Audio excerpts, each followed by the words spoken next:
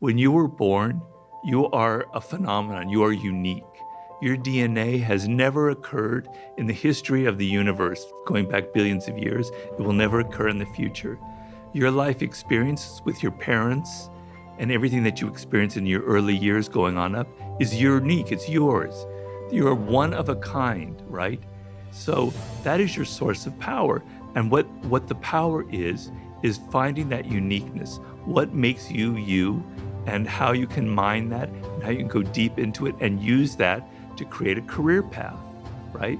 And so I tell people, when you're a child, when you're 4 or 5 or even younger, you have what the great psychologist Maslow called impulse voices.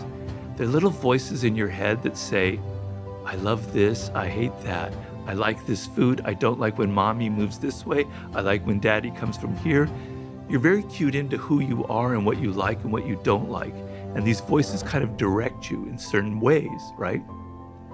So when you're young, if you go back and think about when you were 4 or 5, you can maybe get a picture of some kind of direction or voice inside of you that was impelling you towards this. I know for me, it was words. I can remember when I was 6 years old, I was just obsessed with words, just the letters in words, almost like in this almost slightly schizophrenic way. I would spell words backwards, I would take them apart, I would do anagrams, I love palindromes, right? Albert Einstein, when he was 4 years old, his father gave him a birthday gift of a compass. And he was just mesmerized by this compass. The idea that there are invisible forces out there in the cosmos moving this needle. And he's obsessed with the idea of invisible forces. Steve Jobs, when he was like 7 or 8, his father, they passed by a store with technological devices in the window, and he was just hypnotized by the design of those devices and the glass tubes and everything. Tiger Woods saw his father hitting golf balls in the garage, and he was just like screaming with joy. He had to do that, right? You know, I could give you a million different examples of this. Of course, these are people who are famous, obviously, and you're starting to not hear that voice anymore. You should be going in this direction. Your parents are starting to tell you this is the career they want for you, or the direction they want you to go in, right? You start hearing that more than your own voice. And as you get older, it gets worse and worse and worse. And that kind of is more, so all of this noise enters your brain, and you can't hear that anymore. You don't know who you are. And so you go to college, you kind of maybe choose a major that seems practical, that your parents want you to go into. Maybe you kind of wander around, you're not sure. Then you enter the work world without that inner radar that I'm talking about, and brother, you're lost, right? Where should I go? Well, I need to make money, right? And so you make a choice based on the need to make a lot of money. Not everyone, but some people do that.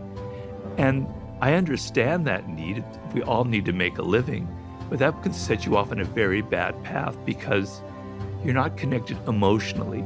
When you're emotionally engaged in a subject, the brain learns 2, 3 times, 4 times as fast as when you're not.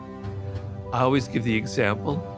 In college, I studied foreign languages, which was kind of a passion of mine. For 3 or 4 years, I studied French, and then I went to Paris, and I couldn't speak a word. I was totally confused. But I was in Paris, and I loved it, and I wanted to live there, right?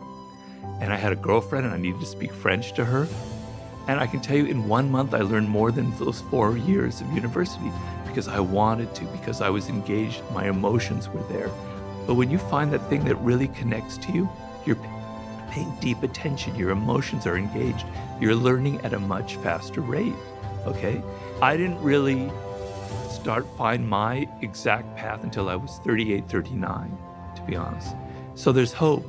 When you get 40 and you get 50, it gets more and more difficult, right? And it's very sad if you wasted that seed of uniqueness that I'm talking about.